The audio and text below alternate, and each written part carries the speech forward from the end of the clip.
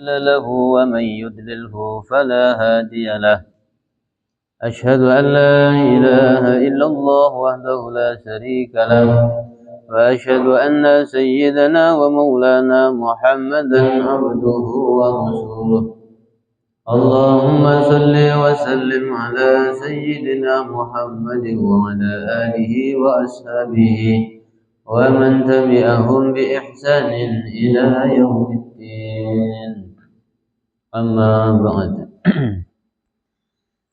Jamaah salat maghrib yang dimuliakan Allah Subhanahu wa taala, kembali kita bersyukur kepada Allah atas limpahan karunia, rahmat, hidayah, inayah serta pertolongan Allah kepada kita semua, sehingga kita dimudahkan untuk dapat memenuhi daripada panggilan Allah untuk melaksanakan kewajiban salat maghrib secara berjamaah.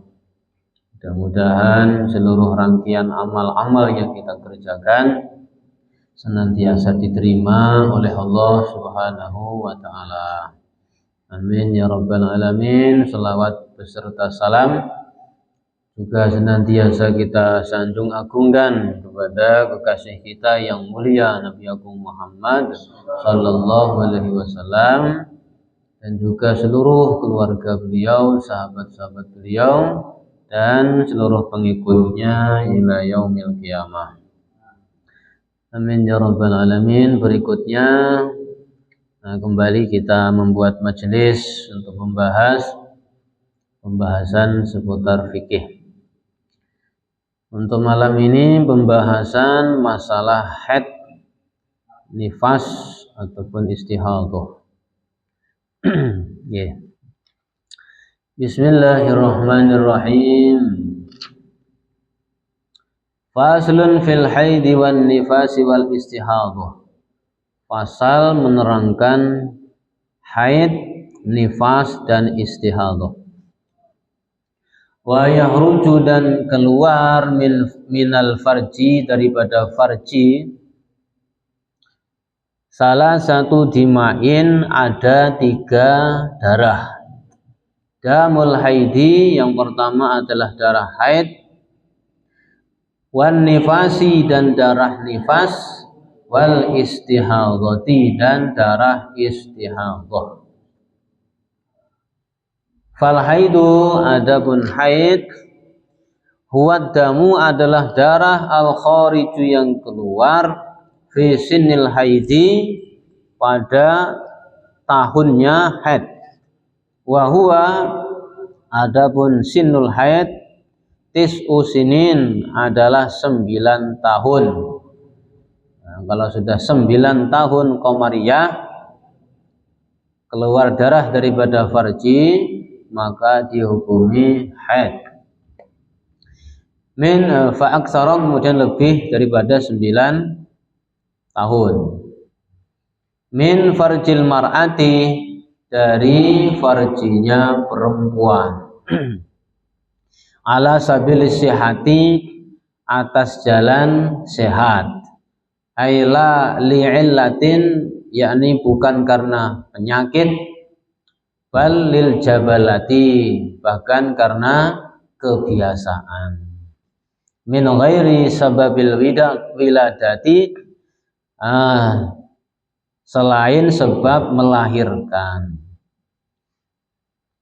Walaunuhu, adapun warnanya darah haid itu adalah aswadu, hitam, sangat hitam. Muhtadimun,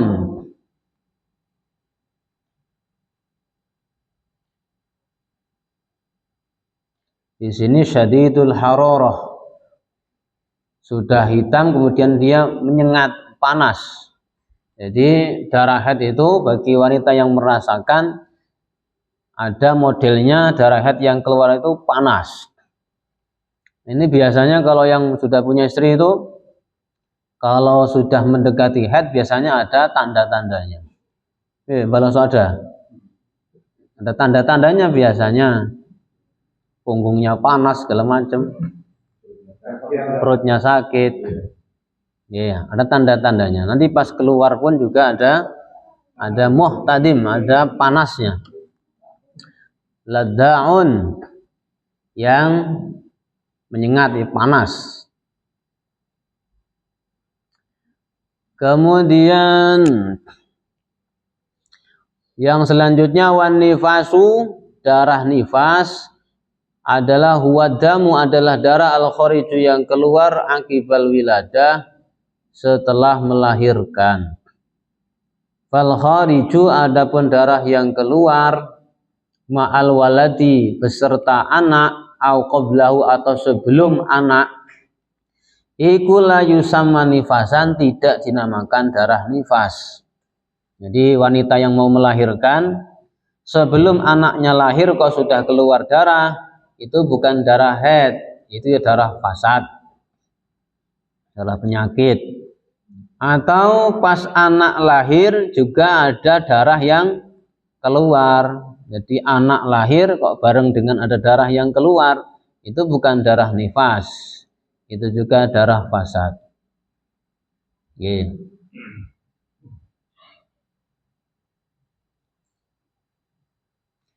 Selanjutnya wal istihadatu, darah istihadah. Huwa ad-damu, yaitu darah al-khariju yang keluar fi ghairi ayyamil haidi, selain hari-hari haid, wan nifas, dan selain hari-hari nifas. La ala sabilis sihah, bukan karena jalan sehat. Kalau istihadah itu di luar daripada masa haid, di luar daripada masa nifas, berarti dia darah penyakit, darah fasad atau darah istihadah. Tetap nanti si wanita tetap wajib sholat, wajib puasa. Tetapi ketika masih mengalami haid, nifas maupun ada belum ya, haid dan nifas, maka tidak boleh mengerjakan sholat, haram mengerjakan sholat, haram mengerjakan puasa, dan lain sebagainya. Nanti ada di belakang mengenai hal-hal yang diharamkan bagi orang yang sedang mengandung hadas besar, haid maupun nifas. Sampai sini ada pertanyaan?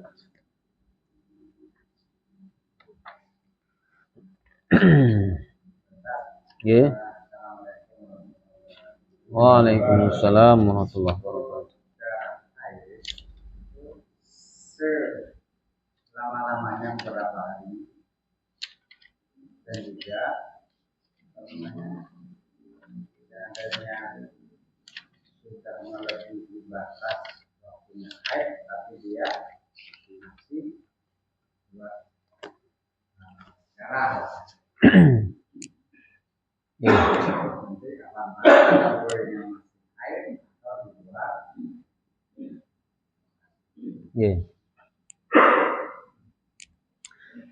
Untuk orang yang sedang haid, tadi ditanyakan berapa masanya. Nanti ada setelah ini sebenarnya. Jadi kalau haid itu ada minimalnya berapa hari, yang umumnya berapa hari, maksimalnya berapa hari. Kalau paling minimalnya itu sehari semalam. Kalau ada wanita mengeluarkan darah, umurnya sudah nyampe, kemudian mengeluarkan darah kok nggak sampai sehari semalam, itu bukan dihitung darah haid. Misalkan maghrib begini keluar darah, lah besok pagi kok sudah nggak ada, berarti yang tadi malam ini itu bukan darah haid, karena belum nyampe 24 jam.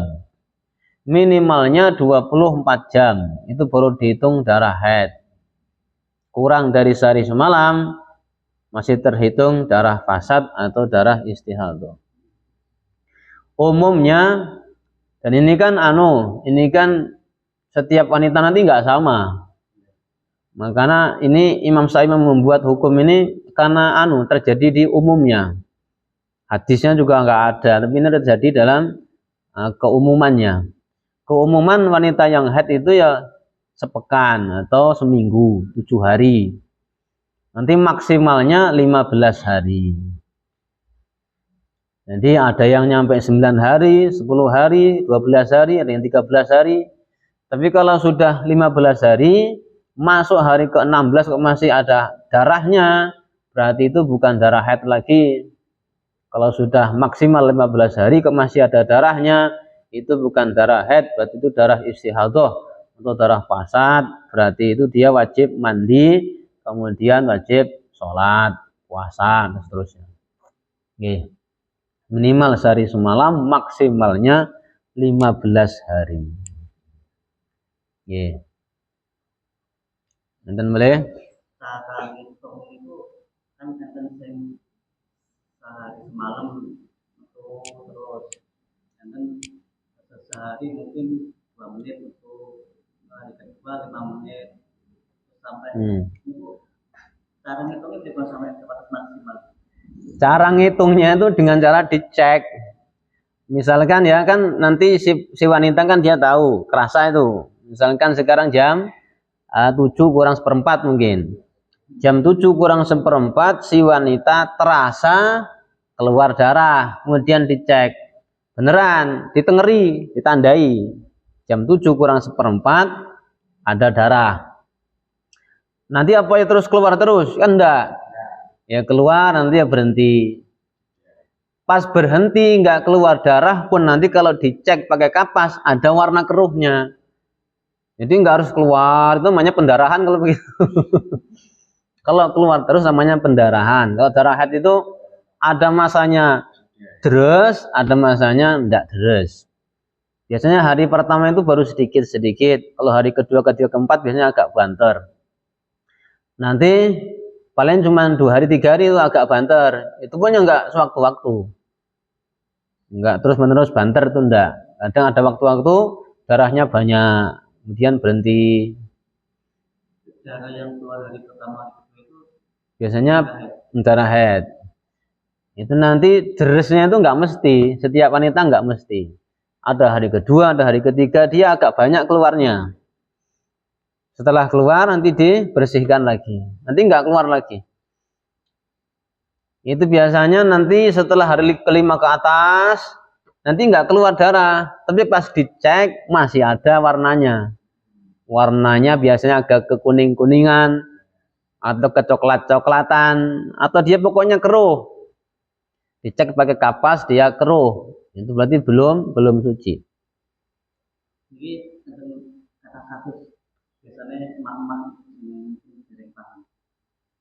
Udah 7 hari nggak keluar, hari ke-8, hari ke-9 itu mesti keluar. Terus pikirannya pun masa suci, mandi, sholat. Katanya di hari ke-11 keluar lagi. Misalkan ada kasus pas hari ke-8 dicek mungkin ya, kan umumnya 7 hari.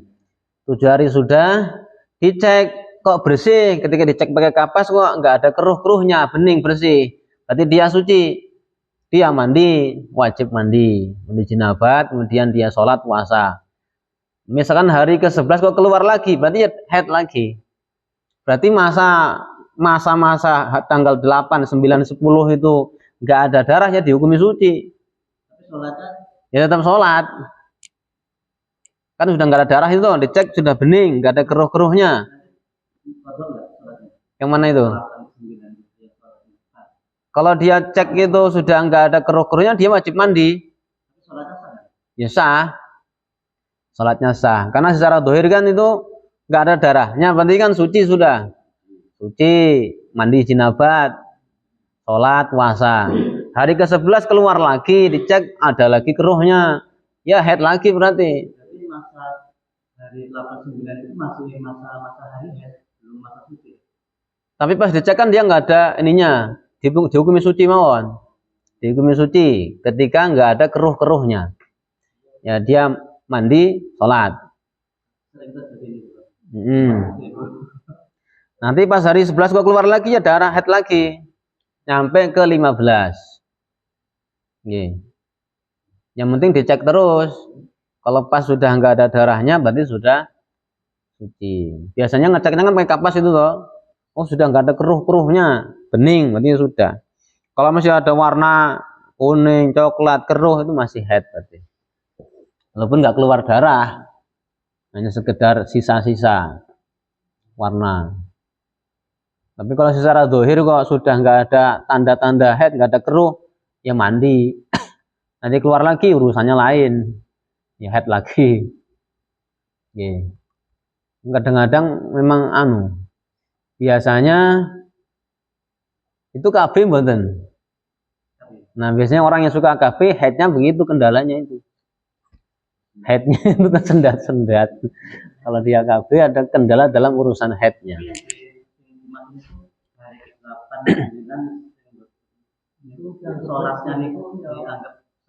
Dianggap sah saja, dianggap sah. Karena secara zahir kan itu suci, sudah melewati masa umumnya. Dicek nggak ada keruh-keruhnya, sudah bening, ya dihukumi suci mawon, mandi, sholat, ya sah. Nanti masih dalam lingkup 15 hari kok keluar darah lagi, ya dihitung haid. Karena ini masih dalam lingkup 15 hari. Kalau ada 12 hari dia hitungan sudah tidak tapi ini hitungan yang ke 16, 17 nanti dihukumi atau ya. Iya. Artinya darah yang masa haidnya sudah habis, tapi dia masih keluar, tapi dihukumi darah penyakit. Coba ini baginya untuk sholat itu biasa. Kalau keluar itu artinya dia mungkin diupayakan dia pakai ya, dibersihkan pakai pembalut. Itu biasanya orang yang sakit biasanya nanti jadinya daimul hadas namanya. Nanti kalau pas sholat keluar ya dimakfu karena memang penyakit. Tapi sebelum sholat ya dibersihkan. Tadi pembahasan yang tadi di dalam kitab Fathul Wahhab ada 2 pendapat.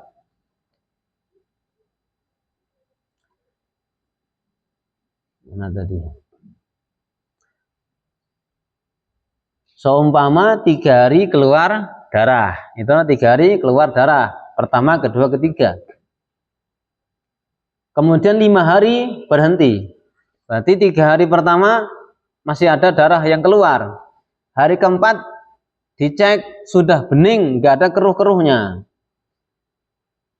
Nanti 5 hari berikutnya dia dihukumi bagaimana itu? 5 hari itu dia dihukumi suci apa haid. Nanti 3 hari pertama masih ada darahnya, 5 hari berikutnya nggak ada darah. Hari keempat, kelima, keenam, 7, 8. Hari ke-9 keluar darah lagi. Itu bagaimana hukumnya? Nah, di sini ada 2 pendapat. Pendapat yang pertama masih dihitung haid. Pendapat yang kedua dihukumi suci. Oke. Tapi kalau secara zahir kita ambil pendapat yang suci mawon untuk kehati-hatian. Karena dicek sudah nggak ada keruh-keruhnya, berarti sudah suci, mandi, sholat. Nanti masih dalam lingkup 15 hari, kalau masih keluar darah lagi, ya nanti haid lagi nggak apa-apa. Oke. Wallahu a'lam. Ada lagi?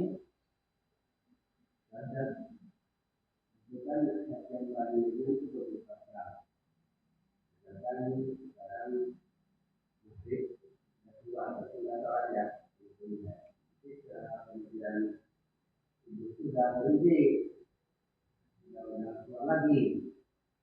Sholat misalnya gimana? Pas subuh dicek mboten? Dicek.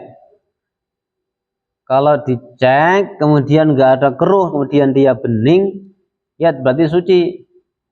Yang tadi malam ya dihukumi haid saja. Bagaimana ini? Nggak nyampe 24 jam sudah suci. Berarti yang malam bukan dihitung haid. Berarti yang dikodok jadinya nantinya. Maghrib keluar. Kan dia nggak sholat maghrib. Isya pun nggak sholat. Lah subuh kok dicek, kok nggak ada. Ya dikodok sholatnya, berarti itu bukan haid. Istihadah. Itu ada apa? Bagaimana, Mang? Oh, kirain ada, kayak beliau kan ada tadi kasus istri sendiri. Oh, kalau ini repot nih.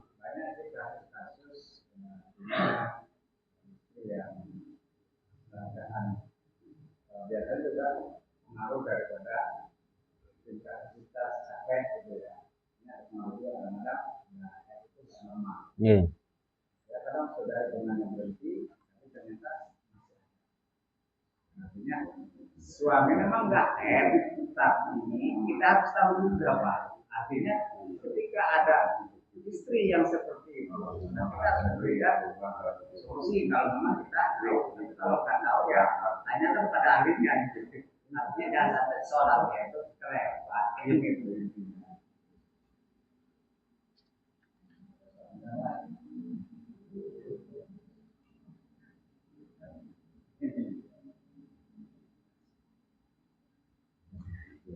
Kaitan dengan pertanyaan Mang Slamet tadi. Maghrib keluar darah haid, nah subuh berhenti. Nanti ini ada permasalahan tersendiri. Ini ada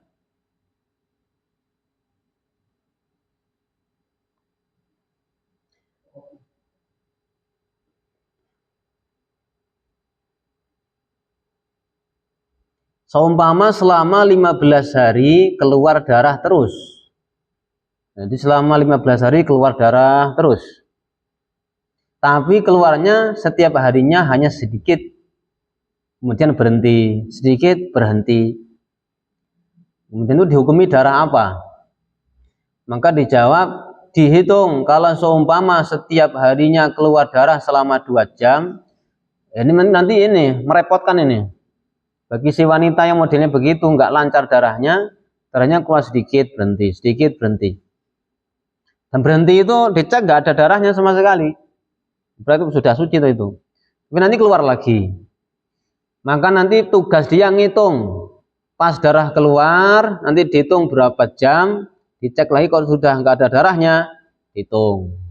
Nanti dikalikan selama 15 hari. Setiap harinya itu berapa jam dia keluar, dikalikan nanti selama 15 hari. Kalau nyampe 24 jam lebih, itu dihukumi darah haid berarti. Selama 15 hari dihukumi darah haid. Itu kalau ada kasus haidnya itu nggak normal, nggak lancar.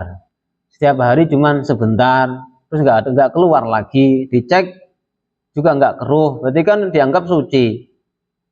Tapi besok keluar lagi. Ini yang repot nih. Setiap hari cuma sedikit-sedikit keluarnya. Berarti nanti kalau dia nanya terus bagaimana sholatnya dia, dilihat dulu sampai 15 hari ke depan. Kalau setiap harinya itu ada 2 jam, masa haidnya kali 15 hari berarti sudah 30 jam. Berarti sudah melebihi 24 jam. Berarti selama 15 hari dihukumi haid. Kalau ada yang model begitu, haidnya cuma 2 jam setiap harinya. Tapi biasanya ya jarang ditemukan. Oke. Ya ada lagi? Patokan haidnya kan 24 jam tadi ya, sehari semalam. Jadi selama 1 minggu dari hari pertama sampai hari ke-7 yang jelas kan haidnya kan nggak lancar keluar nggak. Selama 7 hari pas nggak keluar itu apa wajib sholat? Pas hari ke-7 dicek lagi, pokoknya dicek terus itu sudah nggak ada darah keluar. Jadi darah haid keluar yang deres-deresnya itu biasanya hari kedua ketiga. Setelah itu nggak deres, cuma ada plek-plek aja. Ketika dicek pakai kapas kok masih ada keruh, warna kuning, warna coklat, warna keruhnya, dihukumi haid. Tapi seandainya dicek kok bening nggak ada keruh-keruhnya, ya suci sudah itu. Itu waktunya dia mandi. Jadi pertanyaannya itu dari hari pertama sampai hari itu kan masa haid. Berarti kan nggak boleh sholat. Ya, nggak boleh sholat. Waktu pas berhenti itu nggak keluar, berarti kan nggak boleh sholat. Pas berhenti nggak keluar darah, tetap nggak boleh sholat, kan dia masih dihukumi haid, walaupun darahnya itu nggak keluar selama 7 hari, jadi nggak usah sholat. Walaupun dia cuma dicek sedikit ada keruhnya, itu masih haid sampai 15 hari. Pokoknya kalau dicek sudah bening nggak ada keruhnya, itu sudah suci berarti. Walaupun 7 Hari kelima wajib sholat. Hari kedua misalkan sudah nggak ada keruh-keruhnya, itu suci dia, wajib mandi, sholat. Nanti hari keempat, hari kelima keluar lagi. Nanti dihukumi tadi itu dua pendapat. Ada yang mengatakan suci, yang dijeda tadi, ada yang mengatakan masih dihitung haid. Pokoknya dalam 15 hari kok dicek sudah bening nggak ada darahnya, itu tadi ini ada dua pendapat tadi. Untuk kehati-hatiannya ambil yang suci saja, karena secara zahir sudah nggak ada darah haidnya, nggak mandi sholat. Maka mereka harus aktif ngecek. Tapi biasanya perempuan yang ahli ibadah dia rajin ngecek. Nah, takutnya kelewat. Sudah kelewat, ternyata sudah nggak haid lagi, belum sholat. Takutnya yang punya suami belum ngasih jatah, baloso. Menurut saya gini, ada yang dalam posisi kakinya dia punya atas belum bersih. Selama mungkin umpamanya dia mengisi rambut dan sebagainya.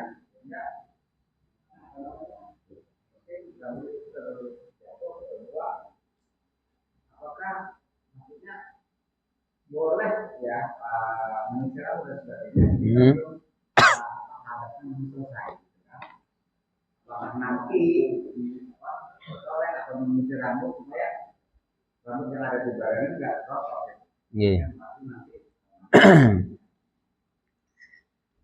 Nanti ada hadis memang di dalam kitab Fathul Mu'in, itu kalau nggak salah pertemuan yang lewat sudah dibahas ya. Halaman berapa lupa, nanti dicari. Orang yang sedang jinabat, baik itu haid ataupun nifas, atau kita sedang jinabat, nanti arahan di dalam kitab Fathul Mu'in jangan memotong kuku. Karena nanti kalau kuku itu terlepas dari tubuh kita, sedangkan kita masih mengandung jinabat, nanti itu kuku-kuku yang terlepas akan datang pada hari kiamat dalam keadaan jinabat, belum suci. Maka dari sini dalam madhab sendiri ada dua pandangan, ada dua pendapat. Pendapat yang pertama, kalau ada wanita haid, wanita nifas, atau kita sedang jinabat, nyisir rambutnya rontok. Pendapat yang pertama, rambut dikumpulkan, kuku pun dikumpulkan, nanti ikut dimandikan ketika kita mandi jinabat, atau ketika ibu-ibu mandi jinabat. Itu pendapat yang pertama. Karena untuk menghindari hadis tadi, supaya nanti datang pada hari kiamat tidak dalam keadaan jinabat. Pendapat yang kedua, jadi syarat sah mandi jinabat itu kan harus rata air itu ke seluruh tubuh. Dari ujung rambut sampai ujung kaki semuanya harus terkena air, rata dengan air. Nah, sedangkan kuku yang sudah dipotong, rambut yang sudah terlepas, itu bukan bagian daripada tubuh. Yang wajib kena air itu yang masih nempel di tubuh, wajib rata kena air. Nah, sekarang kuku sudah lepas dari badan, rambut sudah lepas dari badan, itu bukan lagi termasuk anggota badan. Pendapat yang kedua, tidak perlu dikumpulkan dan dimandikan ketika mandi jinabat. Itu dua pendapat. Nah, kita tinggal ngikut yang mana. Kalau untuk kehati-hatian ikut yang pertama ya monggo. Untuk kehati-hatian. Yang penting tidak mensulitkan. Nanti kalau ikut pendapat pertama kok mensulitkan, ya kita pindah pendapat yang kedua. Ya kalau di dalam keluarga kita ibunya ada 1, anak perempuan ada 5, nanti rambut siapa nanti kan repot. Perempuannya 5 di dalam rumah kita, rambutnya susah dibedakan. Atau kuku, ini kuku siapa? Nah, kalau memang nanti mensulitkan ya ikut pendapat kedua. Kalau memang mau sanggup ikut pendapat yang pertama, kalau kita sedang jinabat rambut rontok, motong kuku, ya dikumpulkan, ikut dimandikan ketika mandi jinabat. Itu ada dua pendapat dalam mazhab Syafi'i sendiri.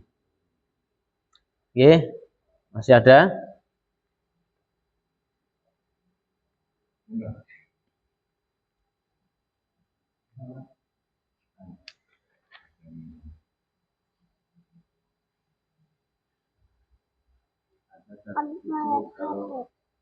Kalau haid kan kalau orang yang sedang melaksanakan ibadah haji itu gimana hukumnya? Pas pelaksanaan, pas datang haid, hukumnya bagaimana hajinya itu hajinya itu? Iya misalnya ngajinya. Itu nanti kan ada pembahasan di keharaman orang yang sedang haid. Bentar. Di belakang ada wa yahrumu bil haid. Wa yahrumu alal haid sama niyatu asya. Haram bagi orang yang sedang haid 8 perkara. Yang pertama sholat, baik sholat fardu maupun sholat sunnah. Begitu juga sujud tilawah juga haram, sujud syukur pun juga haram. Mungkin nonton bola Indonesia gol nih orang yang sedang haid sujud syukur haram. Yang kedua haram puasa, puasa fardu maupun puasa sunnah juga haram.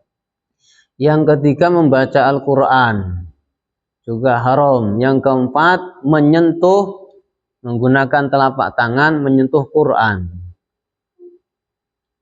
Kemudian membawa Quran. Nomor 5 masuk masjid bagi orang yang haid ketika dia takut ngotori masjid. Tapi kalau tidak khawatir ngotori masjid, tidak. Kemudian yang nomor 6 tawaf. Tawaf fardu maupun tawaf sunnah. Ada tawaf kudum, ada tawaf ifadah. Tawaf rukun, tawaf nopo? Ifadah. Kalau kita baru nyampe sana, tawaf kudum itu sholat tahiyatul masjid diganti dengan tawaf. Tawaf rukun, tawaf ifadah. Nah ini kalau perempuan sedang haid kok naik haji bagaimana? Kan haram tawaf.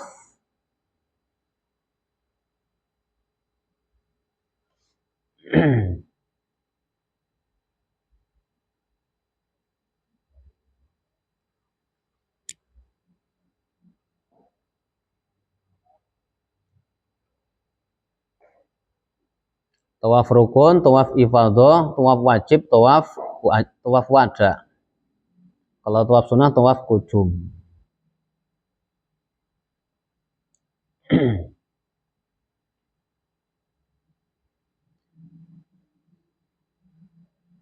Lagi berangkat ke Mekah, posisinya sedang haid. Kemudian dia kalau mau tawaf jadi haram. Berarti ya nggak usah tawaf, nggak haram. Haji kan apa? Haji itu ada wukuf di Arafah. Kalau umrah nggak ada wukuf di Arafah. Kan si perempuan kan dia berarti uzur. Kayak ketika Ramadan itu kan ya haram puasa.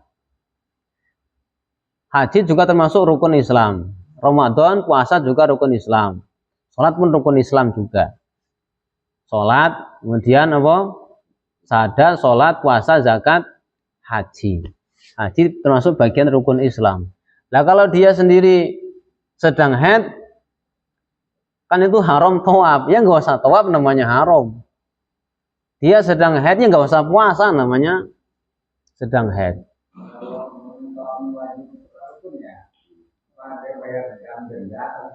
Nah nanti ini coba nanti kita cari dulu ini jawabannya ini.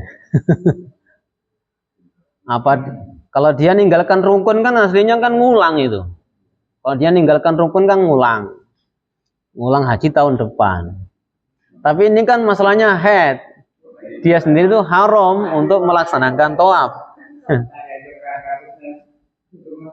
Makanya ibu itu benar-benar itu menyiasati dengan rumah sakit, dengan bidan. Berarti sebelum mesti dicari obat yang untuk menunda haid ya. Jadi jawaban yang tahqiqnya kita cari dulu. Yang jelas yang kita jawab sekarang ini kan dia udur, berarti udur syar'i, benar-benar udur syar'i itu. Haram kalau dia tawaf. Nanti bagaimana kedepannya, kelanjutannya, ini kita tahqiq dulu jawabannya. Nggih. Enten boleh? Nah, begitu. Bayar dam. Bab haji ada. Di sini apa di Fathul Qorib apa di Fathul Mu'in? Ninggalkan rukun karena udur apa kan enggak udur? Oh, berarti bayar dam. Bayar dam, nanti bayar denda.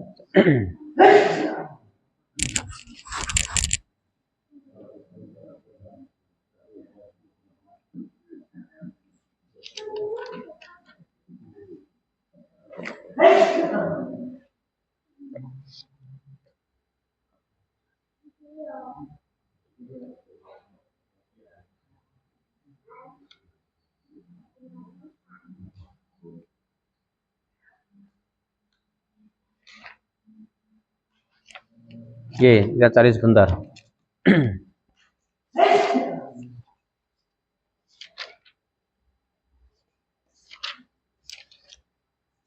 Sambil dicari, yang lain ada?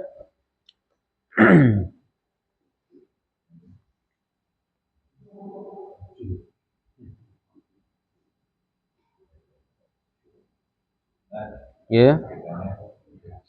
Apa hukumnya kalau orang itu pasang susu kekebalan, tahan tembak, segala macam baru Pasang susu kalau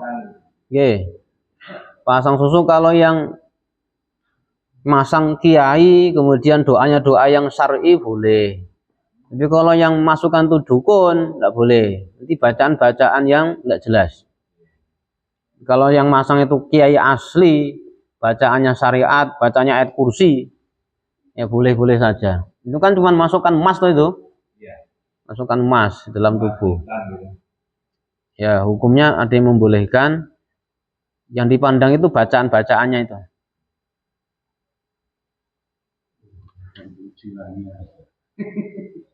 niatnya.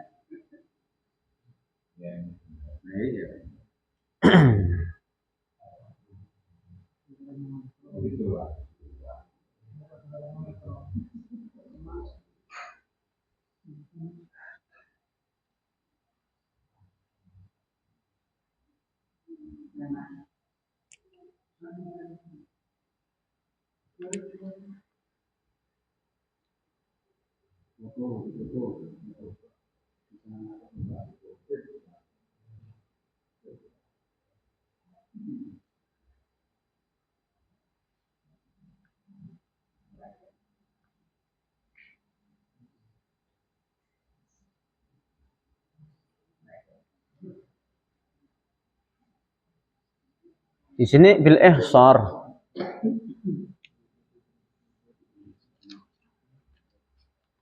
Dikiaskan berarti ya. Ada 5 jenis wajib bayar dam. Wadima al wajibat fil ihram khamsatu asya. Ada 5 kewajiban nanti bayar dam. Damnya memotong kambing misalnya. Yang nomor 3 bayar dam yang wajib sebab terhalang bil ihsar. Terhalang berarti ini ya macam-macam. Mungkin di perjalanan nggak aman atau kayak tadi.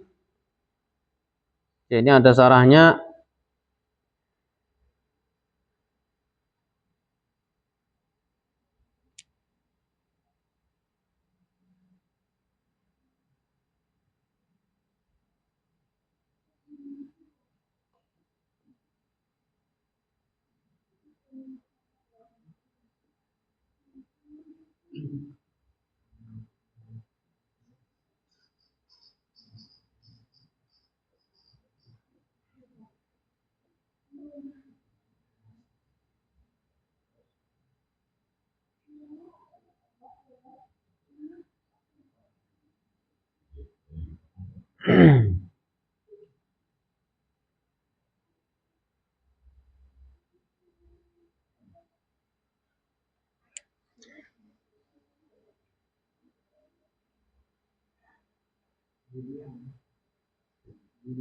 Jadi ibu-ibu yang berangkat ke Mekah pas dalam keadaan haid berarti dia tergolong ihsor, terhalang untuk menyempurnakan rukun-rukun haji. Termasuk kan haram apa tadi? Haram tawaf. Tawaf sendiri ada tawaf rukun namanya tawaf ifadah. Itu nggak bisa menyempurnakan rukun. Yang lainnya bisa. Pas tawaf dia nggak bisa, berarti dia ihsor. Nanti dia bayar dam. Dame motong kambing. Motong kambing kemudian dibagi-bagikan. Wallahu a'lam. Ada lagi?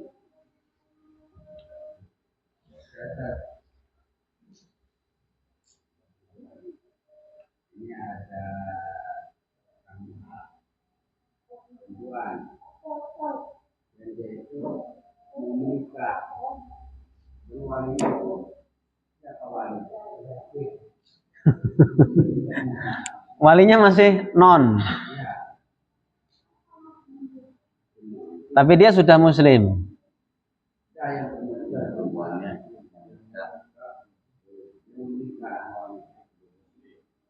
Tapi walinya belum muslim. Ini wali hakim ya? Wali hakim. Hah?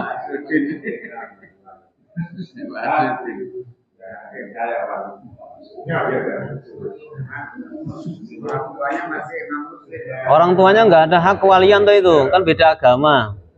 Kalau beda agama itu nggak bisa jadi wali, nggak ada saling mewarisi. Ya langsung wali hakim aja. Kalau beda agama nggak, kalau dalam urusan warisan nggak bisa saling mewarisi, dalam urusan kewalian nggak bisa saling itu jadi wali. Langsung wali hakim itu. Kalau dia sudah Islam, ya berarti bisa dia. Kalau belum Islam, langsung ke wali hakim.